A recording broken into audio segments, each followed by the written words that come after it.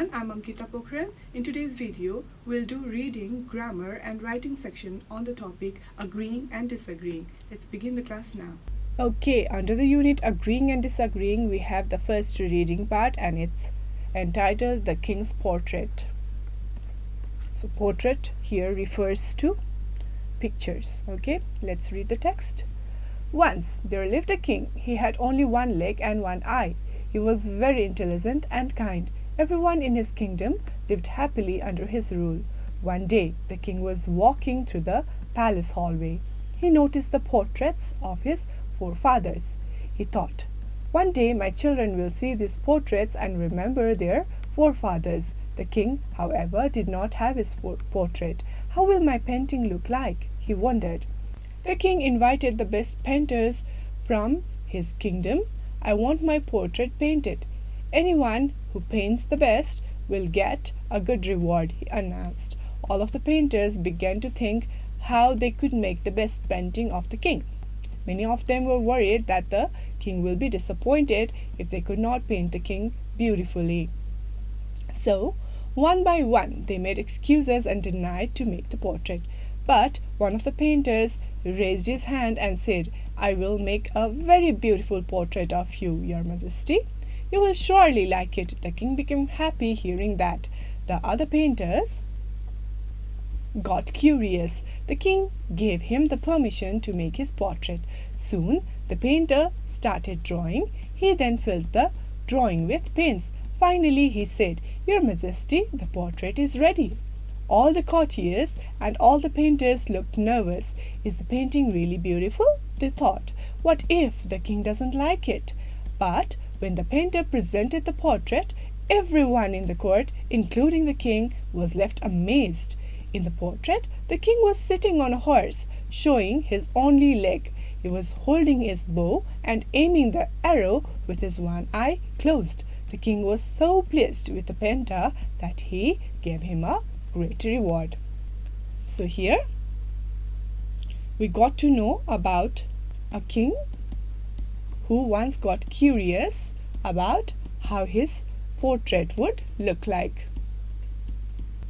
For this, he called the painters. Since the king had only one eye and one leg, the painters were nervous about creating a portrait of the king.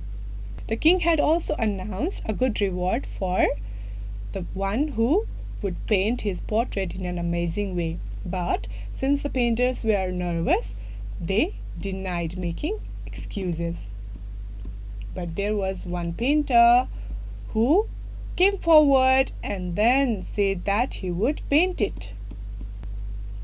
All of the courtiers and the painters looked really nervous, but when the painter presented the portrait to the king, everyone in the court, including the king, was also left amazed because the painting was really wonderful.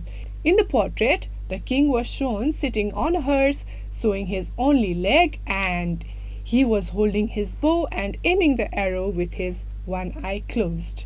So it was really creative of the painter to paint a portrait like that way. The king was really pleased and the painter was provided with a great reward. So rewrite the following sentences in the correct order. Since we have just noted down the points about how the story sequence took place, this one's your assignment. Next, we move on to answer the following questions. Let's try doing it. Who was intelligent and kind? We'll only discuss it here. And writing it in sentences is again your assignment. Who was intelligent and kind? The king was intelligent and kind. B. Why did the king want his portrait made?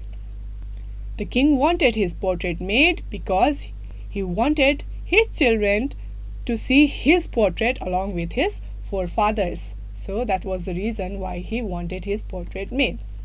Why did most of the painters deny to draw the portrait of the king? The king had only one limb and only one eye.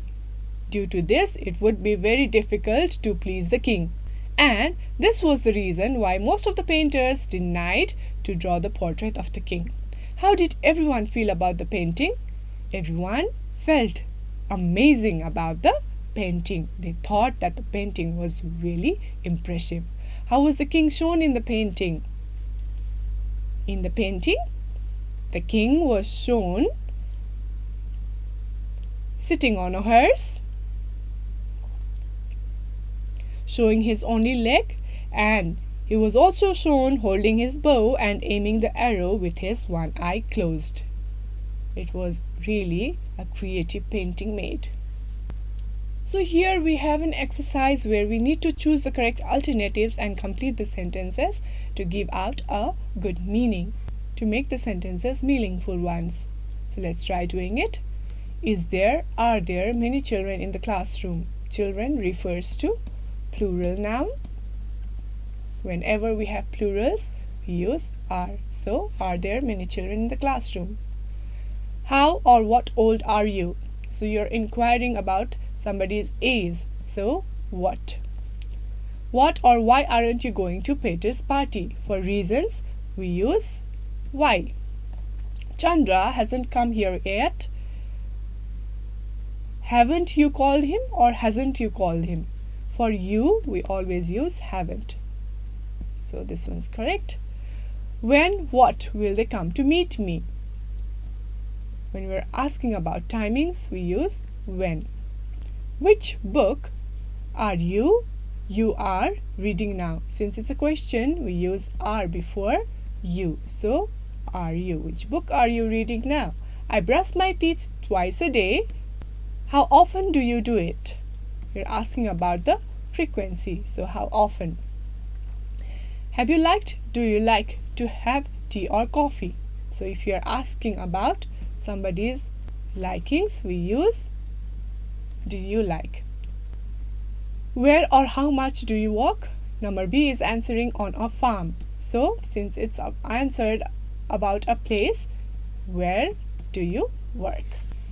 Change the following statements into questions. Use the question words from the brackets. Sheila is a teacher. So you use the word given in the bracket to make questions to all the statements given. Let's try doing it a few together. Sheila is a teacher. So we use who to make a question. Who is Sheila? The answer comes as Sheila is a teacher. Let's go to number D then. The remaining ones that we don't discuss is your assignment, okay? Again, we have who. Syam Aryal teaches us English. How do you make it into question using who? Who teaches you English? Now we have the answer as Syam Aryal teaches us English. Let's go to YG. I don't like him because he is an evil. So we're using why to get this answer. Why don't you like him? When you ask this question, there's a probability to get a statement like this way. Okay? So the remainings is your assignment. Try doing it. It's really interesting. So let's go to reading part 2, and it's all about growing up in a joint family. Let's read. Would you believe 15 people living in the same house for years? Believe me, I was the part of it when I was growing up. Joint family culture in Nepal was very common until few years ago. However, the number of such families is decreasing with time. In my experience, growing up in a joint family is one of the best things that happened to me in my life. I agree there are pros and cons of joint family, but I would say we have more advantages than disadvantages. We hardly get bored in a joint family. We always have someone to talk and play. These days, people look for social network because people do not have anyone to talk, spend time and express their feelings. In a joint family, we learn how to be social. We learn how to behave with the elders and younger ones. When the family is big, we learn to follow the timetable. We naturally become disciplined as we follow the daily routine. We also learn to respect the elders. We share our gadgets, dress, and food with our cousins. These are small things, but this helps us grow up as a caring person. I remember we all family members together used to do all works by ourselves. Our work got divided. We did not need depend on other people for our work. Nowadays, we use Facebook, WhatsApp, Twitter, and other social media applications to get connected to each other. In a joint family, we have family members to talk and share our feelings with. I think we also learn to manage our emotions when we live in a joint family. This is because we experience both positive and negative behavior of the people around us frequently. We can always enjoy the festivals more when we have a bigger family. We can share our problems with our family members. We always get support on personal problems. In my case, my grandparents always had love and support to me. So let's quickly break down the text, which explains about the positive things of having a joint family. So the text explains about large households. Here it says that up to 15 people living together was common. The next thing the text explains is the advantages outweigh the disadvantages. We get to know that there are a lot of advantages as the speaker shares positive experiences. The next thing is social benefits. The speaker says that they never feel bored and they have always someone to talk to. It also develops social skills being in a joint family. The speaker also explains about discipline and routine, as they always have to follow schedules and they learn to respect elders and have empathy over one another when they are living in a joint family. Sharing is the next thing, as in a joint family, the family members, share gadgets, clothes, and foods. So the text also explains about independence, as people work together and they are less dependent with one another. Of course, they are there to help, but they work for themselves. Emotional learning is another major benefit of being in a joint family, as being together helps manage emotions and also learn about positive and negative behaviors. The next thing, festivals and sport. So the speaker also says it's really fun enjoying festivals together. It also makes a benefit of sharing problems and receiving supports whenever needed. Hence, the text explains about living in a joint family is really valuable, as it provides social, emotional, and practical learning experiences. How many of you live in a joint family? Please write a paragraph about the benefits of living in a joint family, the ones who are living in joint family and the ones who are living in nuclear family. Write a paragraph about the benefits and the plus points of living in a nuclear family. Let's be specific to our topic, and we are not comparing to any of the other type of families, okay? We are only sticking up to what we are living within. Now we have an exercise here where we need to fill in the gaps with one of the suitable words or phrases given in the box, and for our ease, one of the work has been done as an example. They are not buying the house, it's too expensive. We should not include him in our team.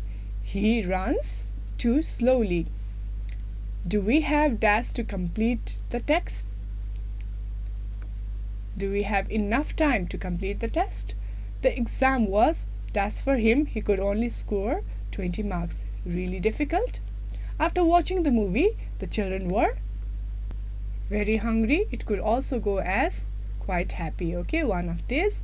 The soup was dash hot. We had to wait 15 minutes before we could eat it. Terribly hot. There was an accident yesterday. Many passengers were seriously injured. Don't forget your assignment, students. You have to write a paragraph on the type of family you live in. Please keep in mind that you need to point out the positive parts of living in a family or a type of family. You are not going to point out to any of the other types, okay? How did your class go today? If you have any suggestions or feedback, feel free to reach out to us at learning@dearwalk.edu.np. See you in the next class with another lesson. Thank you.